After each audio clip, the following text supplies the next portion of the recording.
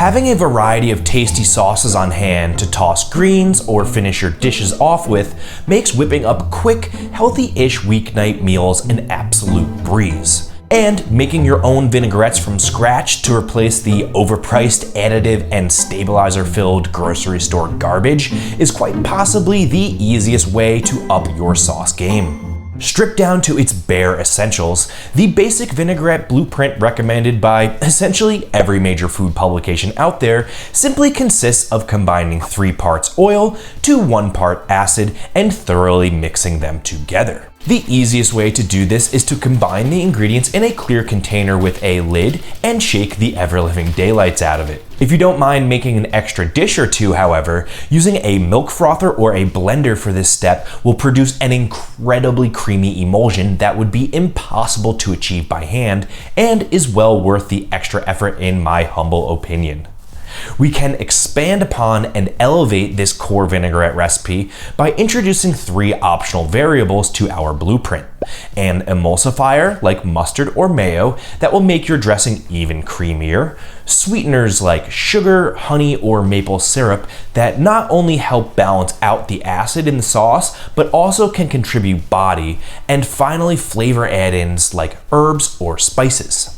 Your dressing doesn't always need to contain an ingredient from each of these 3 categories, depending on what you're making, but including even one can take your vinaigrette from basic and a little bland to nuanced and absolutely the star of the show.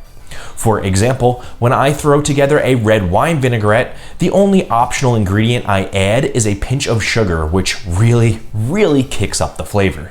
So with these optional categories tacked on, our final blueprint looks something like this. 3 parts oil to 1 part acid, a half part emulsifier, a 1/4 part sweetener, and flavor add-ins to taste.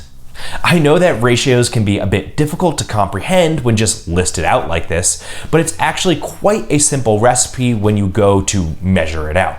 Here are what 2 of my go-to recipes look like using tablespoons. So to make a balsamic vinaigrette following these ratios, you would combine 3 tablespoons of olive oil with 1 tablespoon of balsamic vinegar, a half tablespoon mayo, a 1/4 tablespoon of honey, a few cranks of black pepper, and thoroughly combine the ingredients. Pretty easy, right? By now you may have noticed a key ingredient missing from my recipe: salt. That's because while sure, you can totally use vinaigrettes to coat unseasoned salad greens, they're actually a much more versatile ingredient, and the amount of salt needed depends on what you're using it for. So what I like to do is make 2 vinaigrettes without any salt at the start of the week, pop them in my fridge, and then add salt to taste when I'm putting together the dishes I actually end up using them for. One of my favorite ways to put a vinaigrette to good use is to toss fully cooked meat like chicken thighs in it right before serving to bump up the flavor and juiciness factors up a notch. This works especially well for sandwiches, and I'll often do this with the Greek vinaigrette recipe I listed earlier to make a simple yet mouth-watering chicken sandwich topped with lettuce, red onions, and something pickled. Here I'm using some peppadews I had kicking around in the fridge. The next night after making those sandwiches, I'll dice up the leftover chicken, some cheese, and whatever veggies I have to use up from my fridge, then toss them in a big ass bowl along with some kind of pasta or a grain, a drizzle of a vinaigrette, a pinch of salt, and a little scoop of mayo for a little extra creaminess factor before stirring it all together for a delicious, simple, 1 bowl meal with essentially no cleanup needed.